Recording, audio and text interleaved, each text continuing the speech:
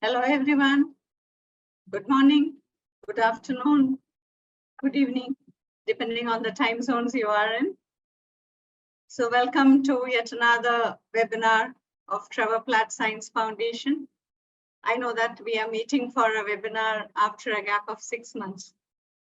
So welcome to today's webinar on oceans and marine ecosystems, amplifiers or attenuators of global warming, organized by Trevor Platt Science Foundation and hosted by the Air Center, Portugal. Today's speaker is Dr. Raghu Murthugude. I would describe him as a versatile personality. He's an aerospace engineer, a climate scientist, YouTuber. Many of you are familiar with his YouTube channel, the Murthugude Climate Academy, through which he educates young students as well as the common people on climate science. He's an author of high-impact scientific papers, at the same time writes popular articles on climate change issues. His formal biography and achievements are listed in the webinar announcement. What I found interesting on his LinkedIn profile was the way he described life. He says that he enjoys the hikes and cups of tea that he manages to squeeze in between the busy climate education schedule. So here we have a quick-witted personality, Dr. Raghu Murthugude. Welcome, sir. Over to you.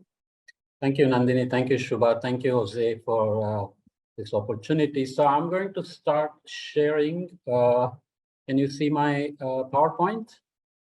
Okay, are we good? Yeah, good. All right. So since this is supposed to be about motivating young people, I'm going to jump right in. I'm going to cover a kind of range of topics, different time scales and different spatial scales and physics and biology focused on the ocean. So I won't spend too much time on introduction, and this is not something very specific to my research, even though it's based on some of it, but these are broader questions. And just to orient ourselves, we know that sun's energy is coming in mostly as visible, and it's heating land and the oceans, and oceans have higher heat content and they are deep, so they warm up slowly, cool down slowly, whereas land warms fairly quickly and cools down quickly as well. And the entire problem is about heat balance. Because we are on a sphere, we have less energy being received per unit area at higher latitudes than in lower latitudes. And we, for that reason, cool the higher latitudes, and then you have ice and snow, and we have high albedo. So when you look at the thermal energy going out of the system, think of the pot which is getting hot. You cannot see the heat coming out of it, but if you go close, obviously you know there is thermal energy coming in. We have not evolved to see thermal energy with our eyes, but many animals have, and of course our soldiers can see it when they wear their infrared goggles and so on. So this creates equator to pole temperature and energy gradient. So we all know from the basics that the incoming solar is much less than the outgoing long wave radiation or thermal energy at higher latitudes, and vice versa. So we have excess energy in the low latitudes and deficit energy at high latitudes. From observations, we know that poles are not getting colder and colder, and lower latitudes are not getting warmer and warmer. So we are moving energy from low latitudes to high latitudes all the time, and this is done through winds, and then winds force the ocean, which creates clouds, rainfall, and then vegetation response happens, and so on and so forth. So on evolutionary time scale, things have evolved, plates have moved around, and we are in this current configuration. And this is about what we understand very well, that greenhouse gases are very important to trap the outgoing long wave energy. So how much goes out and how much is trapped depends on this blanket we have. We call it the Goldilocks syndrome. We have the perfect blanket compared to, let's say, Venus or Mars. Venus is too hot, Mars is too cold, and we assume that we have the perfect environment for life and so on. But beyond that, pretty much everything remains quite unknown, but not in a bad way. We do understand many things. And if you look at the sea surface temperature and land temperatures, seasonally evolving. We know high latitudes are cold, and there is asymmetry in the southern polar region and the Arctic region, and the sea surface temperatures are moving north and south with the sun. And there are zonal or longitudinal asymmetries because oceans have continental boundaries and so on. And Indian Ocean is specifically very unique with its land coming down towards the equator and creating very warm waters and monsoonal circulation and so on. And obviously this shows up in terms of rainfall as well. So if you look at the so-called intertropical convergence zone and the rain bands, there are many interesting features, and monsoon circulation again becomes very different with the orography, with the ocean forcing, and so on and so forth. So what becomes very important in this sense is that the ocean has all the memory, covers 70% of the surface area, but is also very deep, high heat content. So even though sun goes up and down and sun goes north and south, we should have diurnal cycle and seasonal cycle. But because the ocean can store heat and release it at various time scales, we have literally continuous time scales from diurnal to weekly to multiple weeks, seasons, years, decades, and even centuries. And of course, there are inertia built in also in terms of glaciers and so on and so forth. So ocean obviously is the major source of water vapor. So it provides all the energy, most of the energy anyways, for climate variability, but also is becoming a big partner in creating trends and also extremes in terms of heat waves, sea level rise, floods, droughts, extreme rainfall events, and so on and so forth. So oceans obviously have a massive role to play. And yet, if you look at the distribution of temperatures and distribution of rainy bands and evaporative regions, there are many fundamental questions of scale selection that remain quite open. So for young people, it's daunting to figure out what is understood already and what is not understood, because if you start reading papers, there are literally millions of papers and you can get overwhelmed thinking everything is understood. But actually, you should pay attention to what is not said in a paper. Papers say many things and they have many references, but they always leave something open at the end. So they have a beginning and they have an end, but neither the beginning is from scratch nor the end is the end. So you have to always kind of read the papers with something missing and look for what is not said and always find your interesting questions there. So I'll point out some of those things. And often we understand the atmosphere, the ocean, the land, their interactions, climate of the past, and trying to do climate of the future with the so-called models. I won't go into details, but most of you are probably aware that models are fit on the sphere with grids in the atmosphere and grids in the ocean. There are many details, many missing understandings. We don't know how to do clouds, for example, from first principles. There are many irreducible uncertainties. We might have heard of aerosols in the atmosphere, how they can directly affect solar radiation or indirectly affect cloud microphysics. We don't talk so much about aerosols and clouds in the ocean, and yet we have marine snow, we have phytoplankton, and we have clouds of phytoplankton that affect radiation penetration, amount of heat taken up by the ocean, how long it can stay there, and how it feeds back to the coupled ocean atmosphere interactions. So I will already start saying these things as open questions. So anytime you have questions, you can put it in the chat box and we can take them at the end. If it's really urgent, you can stop me, somehow raise your hand or something. So irreducible uncertainties are great, but nowadays we have so-called data-driven models. So for example, Tapio Schneider of Caltech has been funded by Schmidt Future of Google founder, where he's using data and AI to try to solve cloud problems, which have become quite a handicap for climate models. So even when you think about not understanding why the intertropical convergence zone is where it is and why it is such a narrow band, it's a great challenge, because if you don't understand the mean state, then it's very difficult to understand how it is responding to global warming. So if you want to project for the future or understand how global warming is affecting climate or how it's modulating natural variability like the monsoon or El Nino, La Nina, North Atlantic Oscillation, Pacific Decadal Oscillation, any particular mode you take, all those are now happening in a warmer world. They are being modulated by global warming. But unless we understand the basic mechanisms, often we are lost in terms of understanding what is it that is changing in the basic processes because of global warming. So models are very helpful. They're incredibly useful because just given the radiation at the top of the atmosphere coming from the sun, they are going to take the equations, first principles, Navier-Stokes equations. They have a momentum equation or Newton's law of motion, F equal to ma. They have thermodynamics, they have energy, they have all these equations are solved, and they can produce a monsoon, they can produce El Nino, climate, this and that, yet they are not always perfect.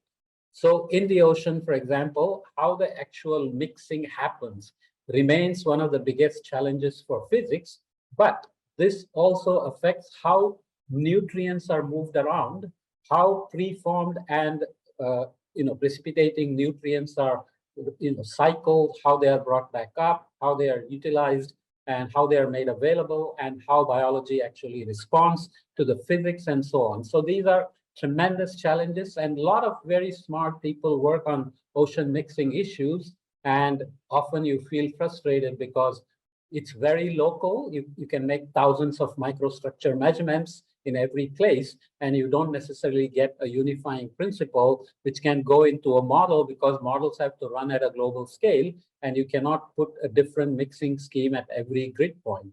So you have to prescribe the mixing in some way, and you have to evolve that information out of the data that you have. And you are all lucky because now you are arriving into this field at a time where big data analytics and artificial intelligence, machine learning, and so on are available, which are kind of blind to the first principles. Just give them the data and they can tell you many interesting things. If you start with equations and first principles, you always run into a wall or some irreducible uncertainty, whereas these techniques are completely blind to the physics, and they just churn things and tell you what patterns are there, and so on and so forth. So this will advance things much faster in the coming years, and you are at the right time to pick up on many of these things, okay? So let's look at the Earth system within which the ocean and the ecosystems are functioning.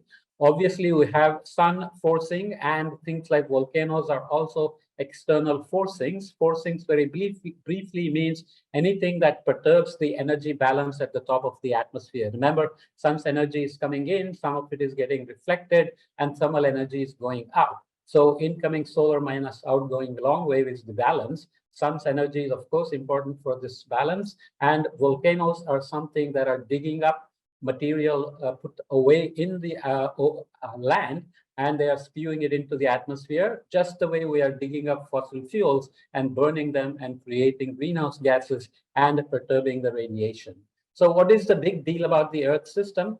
Any system has many components, right? So you can think of your own body. You have the nervous system, digestive system, skeletal system, you have the neuronal system, and so on. Each component doesn't do much by itself, but together they make the system run. I'm speaking, I'm waving my hands, I'm looking at the camera, and I'm explaining things. All this happens because the system works together. So Earth's system is, in that sense, very, very important in terms of its feedbacks. We already talked about how sun goes up and down, but weather can change many times during a day because there are a lot of feedbacks in the system. So you have the geosphere, you have the biosphere, and you have the anthroposphere, or the human beings with their energy systems, producing and consuming things, affecting the geosphere and the biosphere directly and indirectly, and so on. So now we have become like an external forcing. We are taking out fossil fuels that are buried away from the atmosphere and the climate system, and we are putting them into the climate, so we're affecting the radiation balance. What do we do with this? I said already, whether oceans, in the title I said, are oceans and ecosystems, are they attenuators or are they amplifiers of global warming? So there is something called bioclimate feedback. In fact, Shubha was one of the first ones to work on this with satellite data in the Arabian Sea to argue that the trapping of the radiation because of the phytoplankton cloud in the ocean can seriously affect the heat balance, temperature warming, and so on. So with global warming, I'm jumping a little ahead and saying that we are changing the winds, we are changing the energy balance, we are changing rainfall distribution, and we are, of course, changing the amount of radiation coming to the surface and so on and so forth. And biology is responding. Some of you are probably already aware that we think of the ocean ecosystem as having a biological pump where the biology is moving nutrients up and down in the water column or horizontally. And we have the so-called solubility pump where the circulation, mixing, upwelling, downwelling, etc., are moving CO2 and other nutrients up and down. We have always assumed in most places that solubility pump is very dominant. But with warming, for example, you know that the surface warms more, so the stratification gets stronger, mixing the nutrients into the euphotic zone or the light layer becomes more and more difficult as surface warms and the stratification gets stronger. So how will the biology respond? We already have some idea. I will show some broad results, but we still have very little idea about how solubility pump is changing and how the biological pump is changing. You can imagine that biological distribution of species, etc., is changing, but you also have maybe with stratification, more nitrogen fixers becoming dominant in many places as opposed to those which depend on ammonium, nitrate, and so on and so forth. So many, many very complicated questions. I'm going a little fast with too many questions.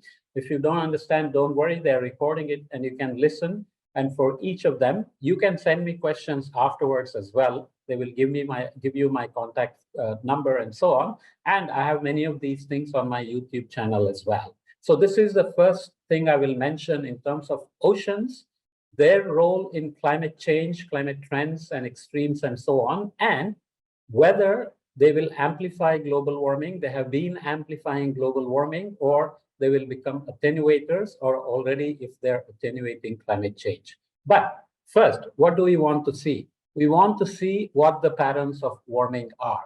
Okay, so we keep saying global warming is happening. This is the pattern of global warming from 1901 to 2023. And of course, there is a so-called warming hole here in the North Atlantic, and there is the polar amplification in the Arctic. Tropics warm more, the Middle East and so on are warming more. Eurasia is warming more. This region is not warming as much. But if you look at a closer period from 1994 to 2023, you can see how the pattern is emerging with polar amplification, Middle East and Mediterranean warming, cooling in the Indian region, warming over the Indian Ocean, and there is a critical cooling here as well as the cooling here. These remain largely open questions as well. For those who understand thermohaline circulation, originally it was speculated that maybe the thermohaline circulation is slowing down and that's not bringing enough warm water and causing cooling. But now it says maybe it's related to the North Atlantic Oscillation. There is some work that says that the anthropogenic impact is not so strong here, but it's stronger here on the northward side. So maybe it's the Arctic connection that is changing. So basically an open question. But in terms of the ocean's role, this is a very critical region. For those who know the background state, in fact, I pointed that out when we looked at this one. See, if you look at carefully, this region here in the Eastern Pacific is much cooler than the region in the West Pacific. This is called the warm pool. This is called the cold tongue. Many of you probably already have the basic oceanography where the trade winds diverge the waters away from the equator and create upwelling and cool the temperatures. So this east-west sea surface temperature gradient is very critical.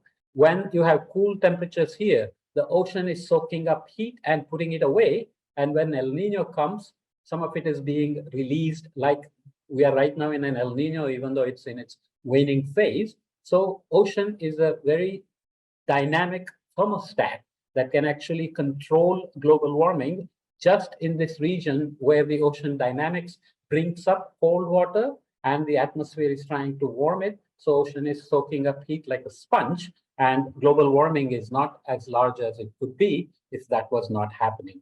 So in a global warming sense, then, if this region doesn't warm as much as this region or even cools as this indicates, then this east-west temperature gradient will get stronger. That means the pressure gradient will get stronger. That means the easterly winds will get stronger, and they will favor more upwelling, which means the ocean will take up more heat. So it's not just at the El Nino time scale, but now we are talking about decadal and anthropogenic trend time scale, that the ocean is favoring a thermostat-like behavior. The more you try to warm it, the more it is responding by saying, I will take up more heat. This is a remarkable feature of the ocean, and how the biology responds to this is going to become very critical as well. We have some idea about it, but we'll see what that means in a minute. So each time there is a lot of news, you must pay attention to the details such as these patterns. So 2023 is now being discussed endlessly, it's the warmest year ever, and so on. And yet, look at the patterns. India cooled, this region warmed because it's an El Nino.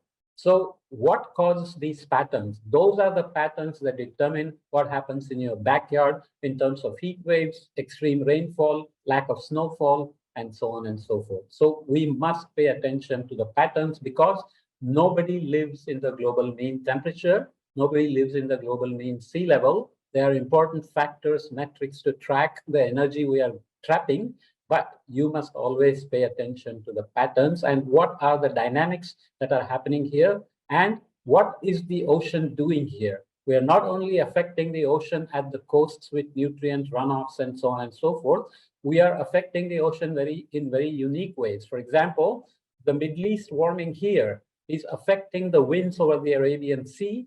Arabian Sea is warming because of it, and Northwest India and Pakistan are getting heavy rainfall because of it.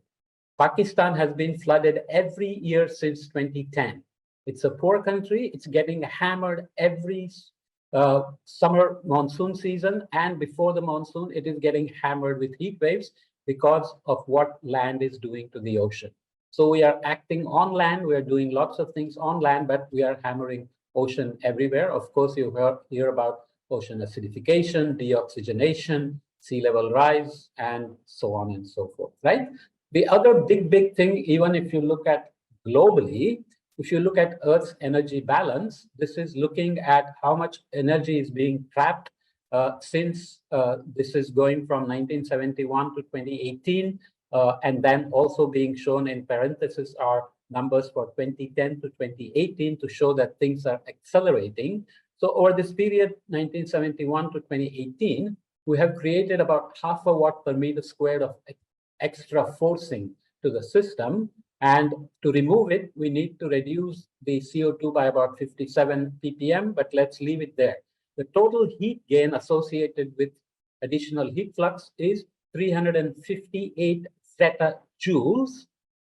Cryosphere melting takes up about 4%, atmosphere is taking up about 1%, and land is taking up about 6% of it. But if you look at 2010 to 2018, I won't go into the detail, many things are accelerating.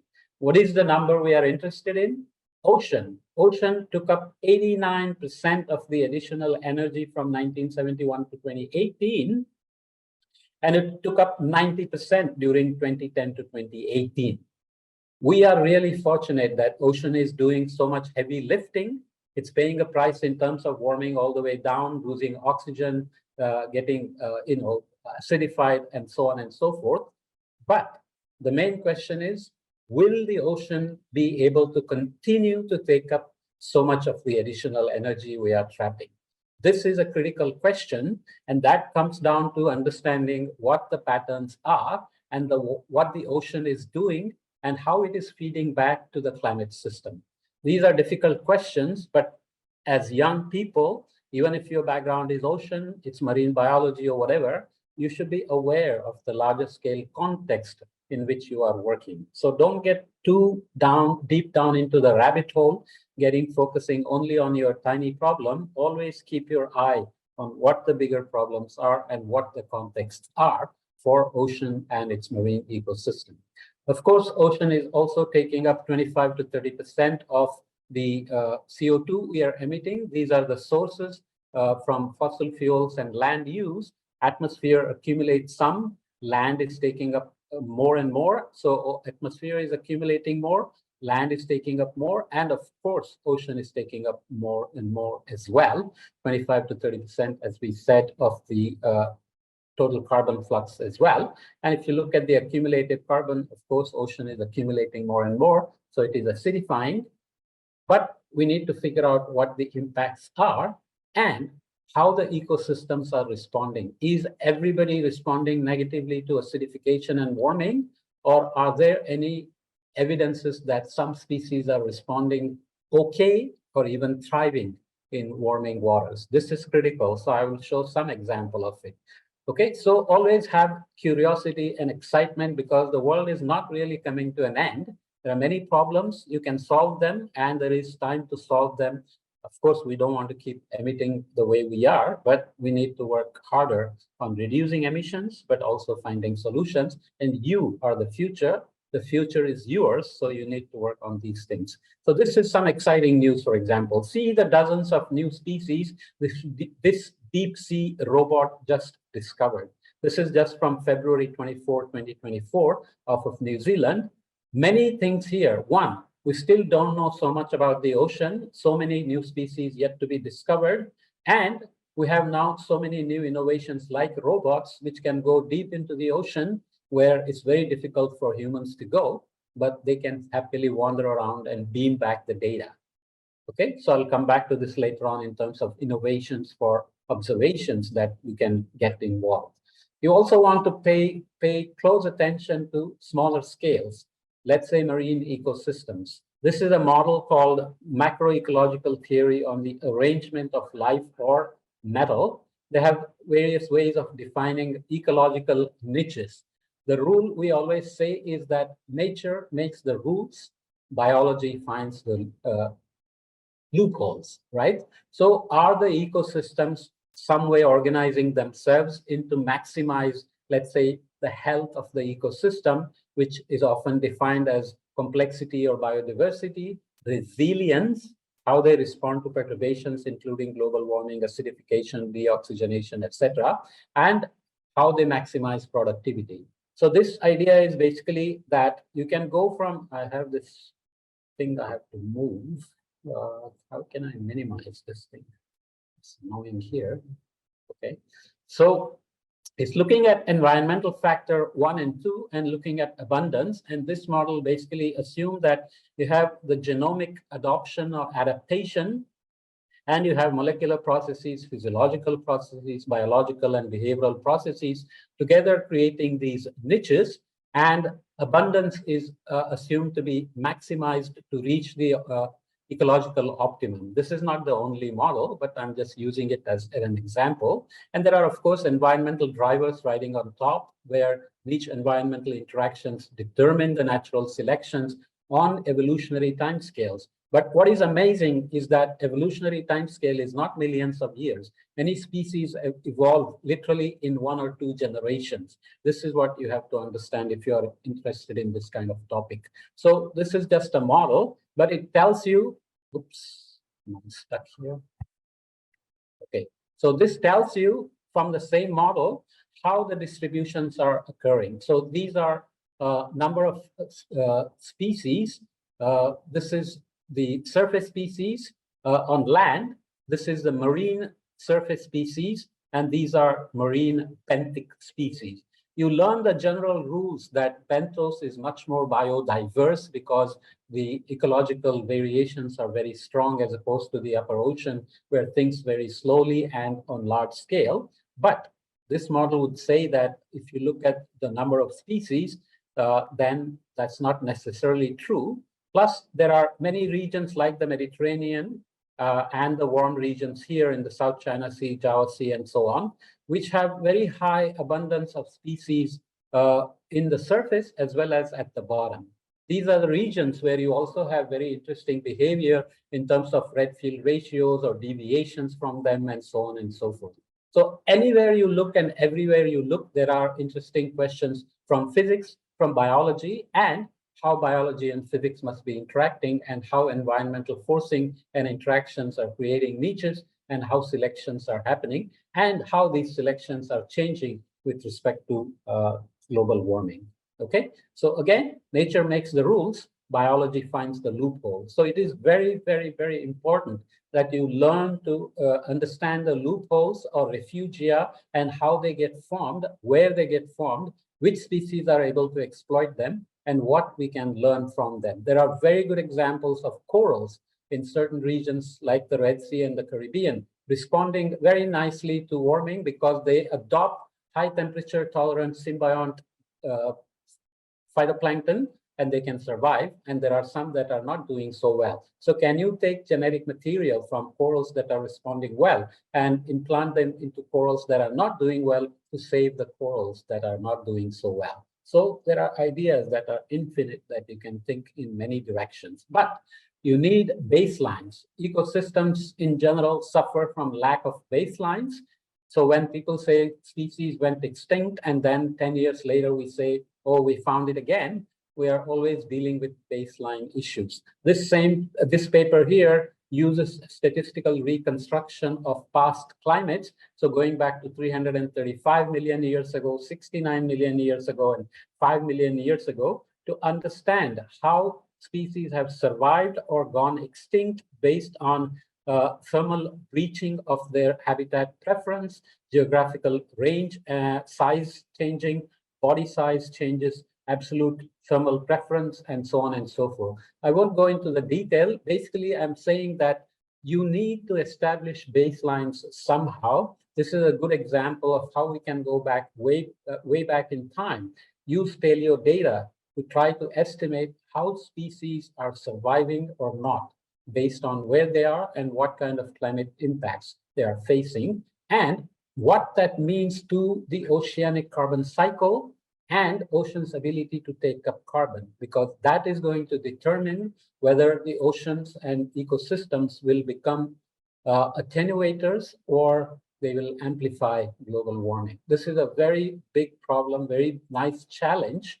So you must try to see if you can somehow keep your eye on it, at least in terms of what papers are coming out, what new ideas are coming out, and so on. You will see a lot of papers that make epsilon progress.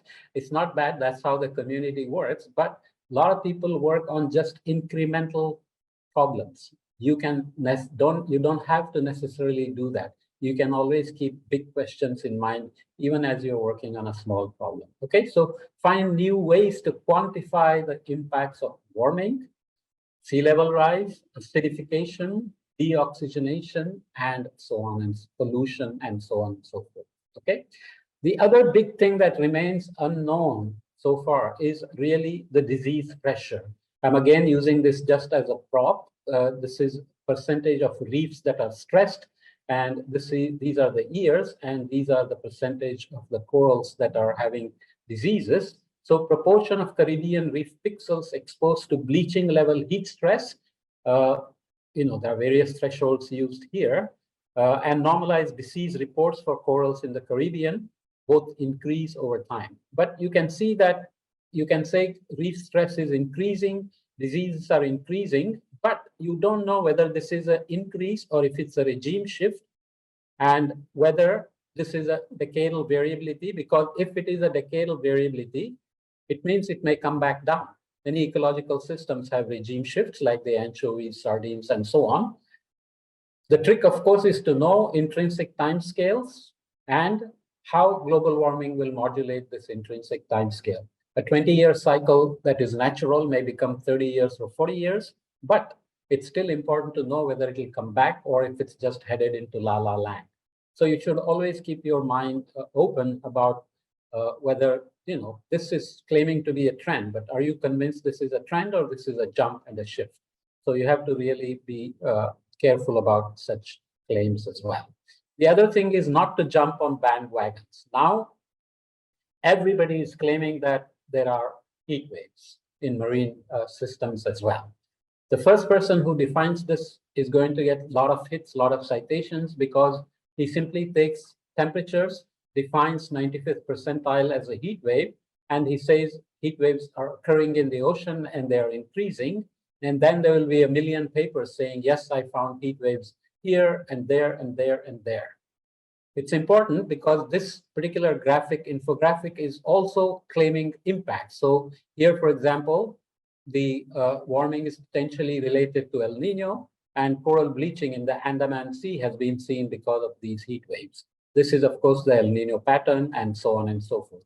So unless there are impacts, what will the marine heat waves do? We don't know. And let's say we found a way of predicting them. What are we going to do about it?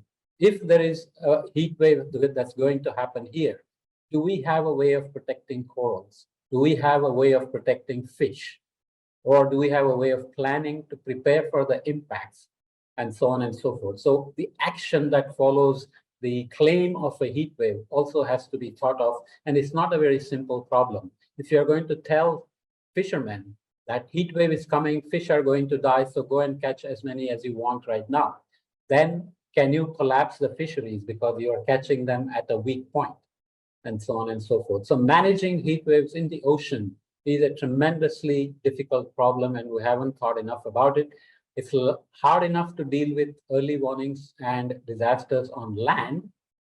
It will be much more difficult in the ocean, but we cannot ignore it. So we must track them, and we must develop impact-based indices and not just keep claiming that there are heat waves, okay?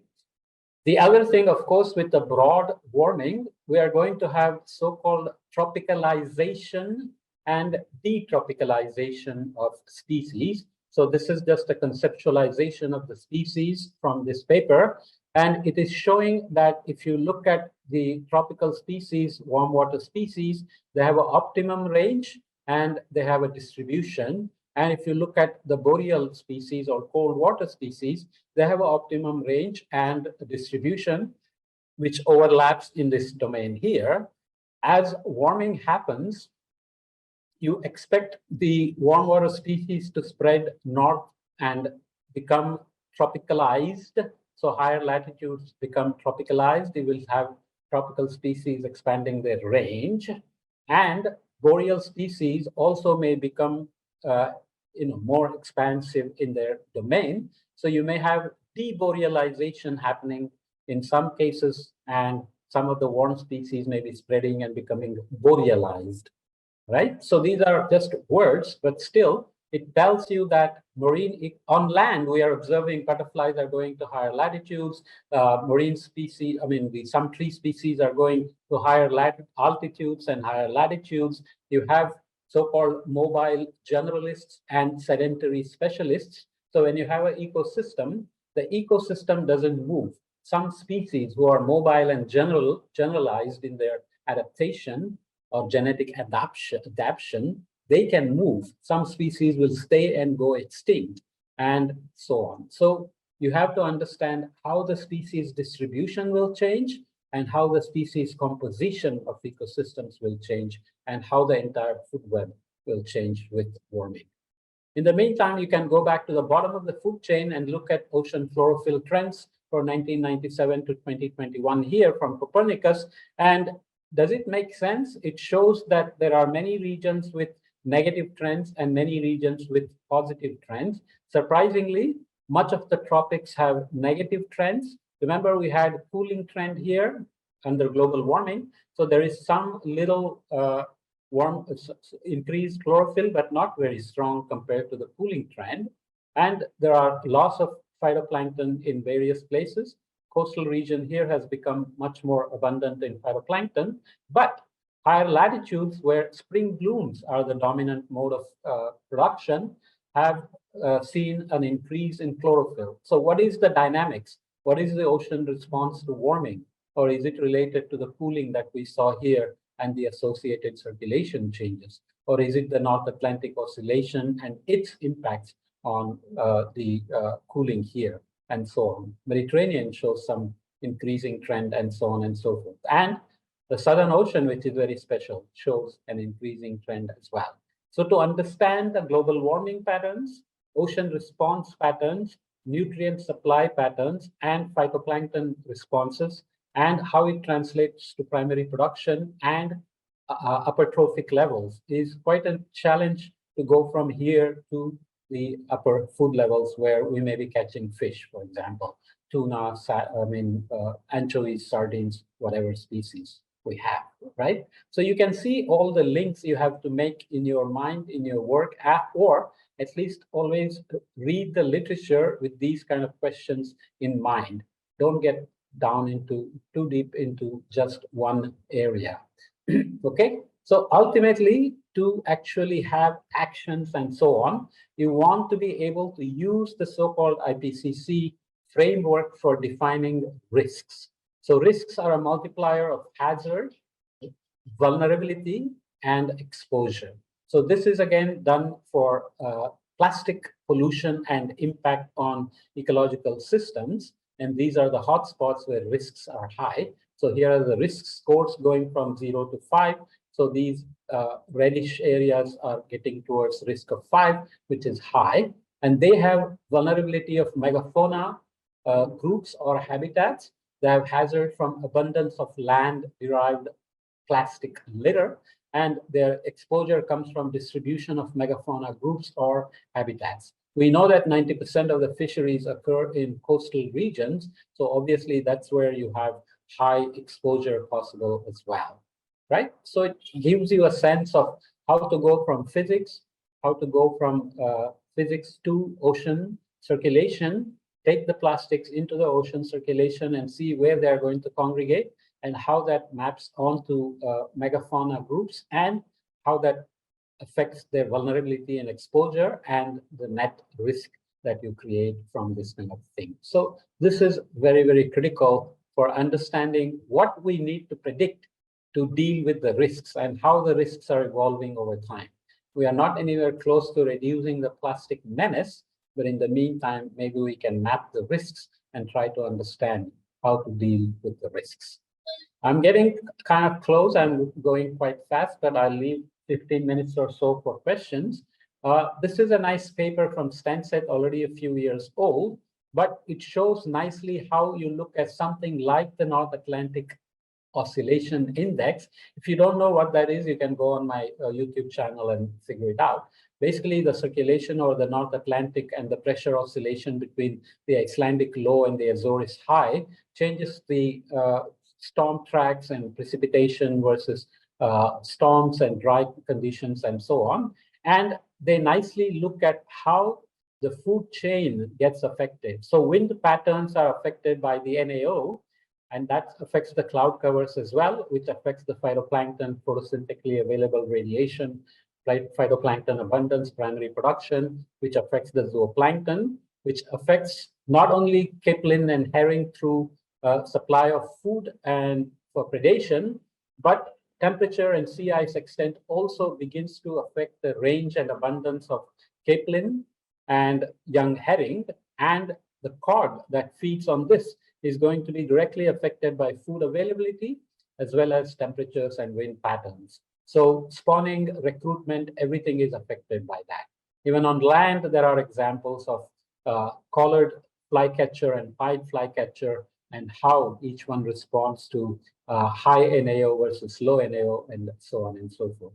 Okay, so this gives you a sense that we are not only affecting the marine ecosystem just at one level, we are affecting it at every level, which means the entire food web is going to be perturbed at many levels, which means the role of the marine ecosystem in the carbon cycle and its overall productivity is being affected at many levels, which means the ocean's role in global warming through direct circulation changes and warming changes, heat content, heat uptake changes, and carbon cycle changes remain a big challenge to understand.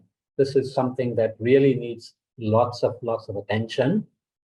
Models try hard. They are not getting into these kinds of details, but they do a lot of things. You can take outputs of some of the best model and try to analyze many of these links in the food web through not only temperature and wind, but also acidification and deoxygenation and so on and so forth. Okay, so I'll try to wrap up with ocean as a solution to climate change. Ocean is doing a lot of work and we're trying to exploit it more. So we should be careful what we do and avoid unintended consequences for sure. But I will take this from this report on 5 opportunities for action. So it talks about wind energy, how much offsetting mitigation potential there is by 2050 or so. Internal shipping also can be controlled in a way to mitigate emissions. You can do aquaculture, which not only helps food security, but also can put away carbon or reduce emissions at least. Domestic shipping as opposed to international shipping. There is wild capture fisheries, which has potential. Ocean energy is an abundant source, but we must do it without harming the ecosystems. Of course, ocean can provide offshore solar as well. Seaweed is a very interesting thing. It's now there's an article going around saying seaweeds can survive nuclear war. We don't want to think along those ways, but mangroves and subaquatic vegetation can sequester 3 to 10 times the amount of carbon that land forests can do. They, of course, act as storm barriers, reduce erosion, they increase oxygen, they provide habitats, and they don't get burned down in wildfires. So blue carbon is a rich, rich source of putting away more carbon into the ocean, okay? So these are the numbers on mitigation by 2030 and 2050, which I won't read because I'm running out of time. Now, the other big thing that is emerging is how can we put away CO2 into the ocean? It's called ocean carbon dioxide removal. So there are electrochemical processes, there are restoring living blue carbon, mangroves, seaweeds, and other things. Seaweeds, there are many experiments showing that if you feed seaweeds to cattle, their methane emission actually goes down. Seaweed is a very good source of food for many as well. So you can imagine what many co-benefits that will come out of that. Macroalgae cultivation is being pushed. Deep sea storage is, of course, a very good target. Macroalgae cultivation and carbon sequestration. So microalgae, you can, do ion fertilization and so on and hope that they will sink away, which is not guaranteed yet. But macroalgae can be more easily sunk, and you have ocean alkalinity enhancement ideas, and of course, artificial upwelling and downwelling. I have detailed podcasts on these on my YouTube channels as well, if you want to follow up. But I will come really close to the end. Think of even more exciting things, new materials, new technologies, new miniaturizations, and you can produce live skins from artificial material now, embed it on a person, and have it talk to your brain, kind of the things that Elon Musk talks about. So you have many such solutions possible, wearable technologies. Imagine putting wearable technologies on dolphins, on fish, turtles, whales, and so on to measure things. We are now putting them, we are instrumenting them with these big cameras and so on, but maybe it can be done in a much more harmful way and much more abundantly with these wearable technologies and measure more variables as well. So there are infinite innovation opportunities if you are inclined to do these kinds of things. So you can do reversible, organic, and flexible things so that they disappear into the ocean. They are completely recyclable or biodegradable, so you don't have to create a lot of pollution either. Okay, so saving the world and saving the oceans is going to be real fun. You are at the right time to get into this field and have real fun. And you have to have an optimistic vision for the future and avoid all these doomsday scenarios saying there is a climate crisis and the world is coming to an end. Well, it's not coming to an end. Or we may face some issues and challenges, but you can save your future and learn from the old people how not to do things. Okay, so I ran through a lot of things, but I'll stop here and take questions, and hopefully somebody is managing the chat box and can guide the questions to me. Okay. While we wait for questions from the students, if I may ask one, with respect to the biological, physical feedbacks in the climate system, you did mention the problem with the how one parameterizes turbulence in the climate in the circulation models. Yeah. And usually the circulation models are developed first, and then the biology is embedded in it, right? Yeah. So it's going to be really tricky to accept that presence of phytoplankton could actually modify turbulence. And then you would have to modify the turbulence parameterization. Yeah. I think somewhere in 99 or 2000, we published paper, Marlon Lewis, Chuck McLean, myself, Busalaki, and so on, using the diffuse attenuation that's from CVIS to show how we can include it in models. And then I gave talks around the world, and now there is not a single climate model which does not include this parameterization.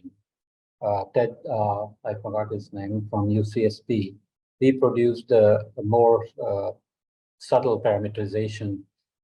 And so pretty much every model now includes it. And the challenge is that in a place like the Indian Ocean or any region where temperatures are warm near the convective threshold, half a degree change can make a difference. So we don't know the phytoplankton impact in those places, how they are, if you have before convection, SST is warm. When convection happens, there is winds and the SST is cool, but that comes with nutrient entrainment and phytoplankton response. So I suspect, and I have hypothesized this before, but we did some ocean experiments to show that this works, that actually the reorganization of SSTs following convection seems to depend on chlorophyll response. Okay, so how to do this in the models? Problem is that they have so many other issues that they don't get down to this level. So hopefully in 10 years, this will be inevitable that to get it very correctly, they will have to do this. And also works for cyclones and other things where you are churning up a lot of nutrients and creating very easily observable phytoplankton response. So Anand Ganadisekan did some heuristic work on that. So that's why I said whether oceans are attenuators or amplifiers, because overall, everywhere, like we saw the chlorophyll bloom response in the spring bloom region, it's a huge response in phytoplankton with global warming. What is it doing to the heat budget in those regions? Because it doesn't have to be general warming. Phytoplankton is very patchy, so you can get fronts, and the atmosphere responds very strongly to fronts in SST. So somebody has to match the fronts in phytoplankton with the fronts in SST and so on. So there's a lot of work to be done there, but not enough people work on this topic. By the way, Raghu, the trends we find with the OCCCI are much weaker, especially for autocorrelation, and then you remove all these trends that are not significant. The result is very patchy and much smaller than what you see in some other work. Right. Yeah. So, of course, there are a cloud. Sorry. Yeah. Sorry. I might bring up the question of how resilient phytoplankton are and how how they are adapting rather than responding. That's a bigger, deeper and harder question. But for me, the first order question is the surface response, but also the subsurface response. So how are the surface properties changing and how the subsurface chlorophyll response is changing? We have very little idea about that. So with cloud problems, we have enough difficulty tracking surface trends and so on. So you have done very careful processing to get a handle on that. But we are pretty much a black hole in terms of subsurface response, which could matter for the heat content, especially in the cyclone regions and so on. So, yeah. Good point. We have one question that has come up. from Gregory Jean Baptist. Thanks for a really fantastic presentation. How could you apply all this knowledge in small islands developing states, namely the Caribbean? Yeah, Caribbean is a very interesting place. It gets this Gulf Stream, the splitting, the loop current, everything you want is there. You have the atmosphere, ocean interactions, hurricanes, and you have sea level rise impacting corals, fisheries, ecotourism. You want to have tourism and so on. So I think I would apply this with the warming, track the acidification, sea level rise, coral damages, and also look at how the risk factors. So you can make a map of, you will have to make a map of vulnerability of each sector, the corals, the fisheries, the coastal erosion, subaquatic vegetation, and so on, and look at exposures. And then hazards are easier to track in terms of intensification of cyclones or sea level rise or warming, or heat waves, marine heat waves, extreme rainfall, and so on.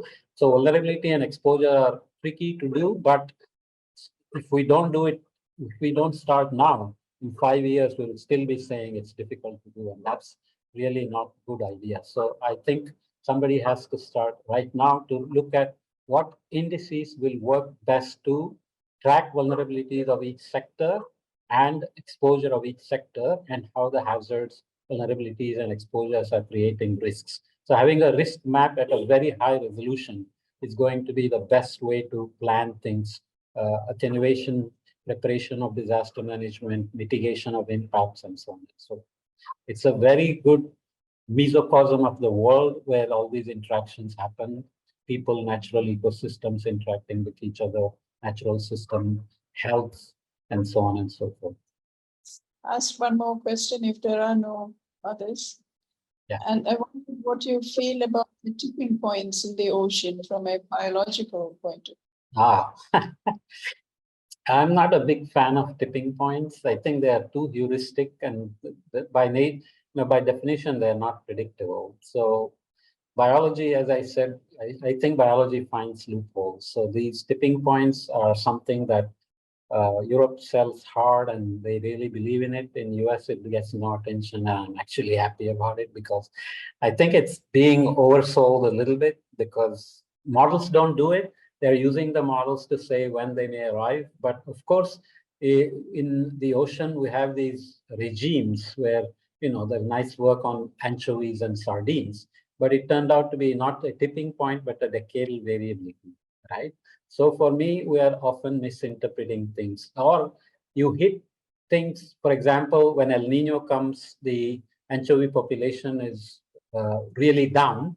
If you go fishing at that time, you are able to create a collapse. It happened in 1973, and it took decades to recover. So you can create tipping points by doing the wrong things, and that comes down to not having risk maps or not using the information properly to manage fisheries or corals. The Great Barrier Reef is something we have to watch closely to see where it's headed and whether it's, because if you look at the 1997-98 response and how it recovered, it's hard to imagine that it's going to collapse. It has some resilience in it. There are some ways in which it responds by changing its symbiont algae and so on and so forth. So I would focus lab experiments on their genetic response, their symbiotic response, their thermal response, their salinity response, and so on. We don't understand so much, and then we throw this tipping point in there. So I'm always a bit nervous that we are not aiming at things we understand well instead of trying to raise flags about things we don't really understand. So that's my view. Thank you. That's an interesting explanation. Anyway, we have a question from Abul Qasim. How does the Northern Indian Ocean respond under future warming scenarios in terms of nutrient circulations as well as productivity? Yeah, right now it is, there are two parts to this answer. One, I said that the Middle East is warming and changing winds, and the Arabian Sea is warming. Bay of Bengal cannot warm more because it's near the convective threshold. So if you try to warm it, it will convect more, it will have cyclones, so the heat will be taken away. So the circulation changes are, on the other hand, related to how much heat is coming in from the Pacific through the Indonesian through flow. And there is a very, very fast time scale from the Southern Ocean into the Indian Ocean. Some work shows that that connection is as short as 10 years. So Southern Ocean is very unique. It's a channel, it warms fast, and the warming goes very deep, and that comes into the Indian Ocean. So Indian Ocean is like a clearinghouse for global warming. So we have to watch this very carefully. But what we don't know is it has a very unique kind of relation between oxygen N to P ratios and nitrogen fixers and primary productivity. So the baseline has to be established in terms of how the Indian Ocean ecosystem has survived the warm temperatures and how it has evolved and how it will respond to further warming. But is it, disproportionately large exporter despite being in such warm waters, right? So if corals go away, then what happens? If corals do okay, then what happens? So it's a complicated story, but I suspect it's a nice little region that has to be well instrumented, well modeled, and watched carefully to see what has happened in the last 20 to 30 years before we worry about where it's going in the future, because the future projections are completely wrong in the Indian Ocean. The models don't do the monsoon correctly. They don't do the Arabian Sea response correctly. They are not doing cyclones, of course. So I'm a little bit nervous about projections beyond about 10 to 20 years. So I would focus on the past to understand how it has responded already. So far, the news is not great, I'd say. Thank you. We have another question from Colin Smith. Risks are also related to inequality. Sometimes the impact of coastal hazards is much stronger in low-income areas than in high-income areas.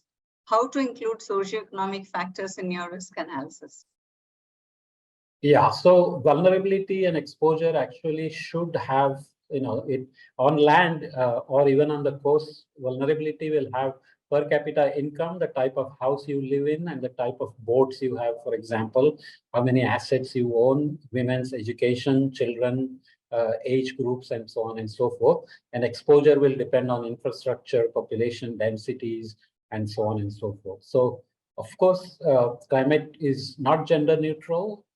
Climate impacts are not equitable. It hammers women more, it hammers poor people more. So the other part that has been added in AR6 is you have hazard, vulnerability, and risk, but we also add response now. So the response part must completely take into account the inequalities and the vulnerabilities as well. So there are ways to do it. The question is, how do we do it, and how the last mile problem of government taking care of those things at community scale can work. So there's a lot of work to do.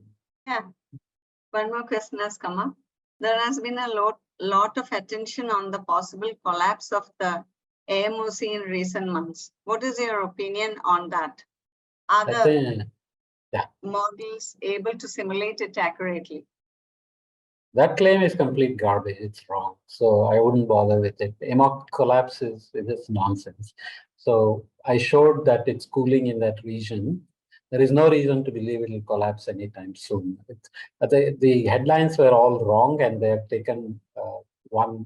I mean, I have written an article somewhere on it. It's just, I think it's irresponsible what was done. Many scientists have pointed it out, so I would not bother with it. Anyway, they can send me questions afterwards as well, if they, or you can collate them and send me. Okay, so before winding up, Shubha, to say a few words. Really, thank you, Raghu, for a really inspiring talk. I love the graphics, are very clear and telling. Thank you. Clearly inspired the listeners. We had a good attendance today. So you've set a high standard for TPSF, and really appreciate contribution. I've shared the PDF with Jose, so you can distribute it to the attendees if you want. Oh, that's great, because I was going to ask you for the PDF because they're so nice. Okay, Thank you very much. And let's stay in touch. Thank you to all participants. Glad you enjoyed this talk. And of course, given Raghu Murthy's communication, we didn't expect anything less. So I'm glad you all attended. Thank you very much for coming. We'll keep you posted about the next one coming up. It should be a very different one. We are thinking about doing one on mapathons. So. Thank you, stay focused. Shubha. Thank Thank you, you. Jose. Thank you, Nandini. Bye-bye. Thank you. Jose. Thank you, Katerina. Thank you. Thank you, Jose. So Bye. this was done with the help of Air Center, and we are very grateful to Air Center for continuing to support us. First, it was for our onward lectures, now for TPSF lectures. Thank you. Thank you, Jose and Katerina. Thank you.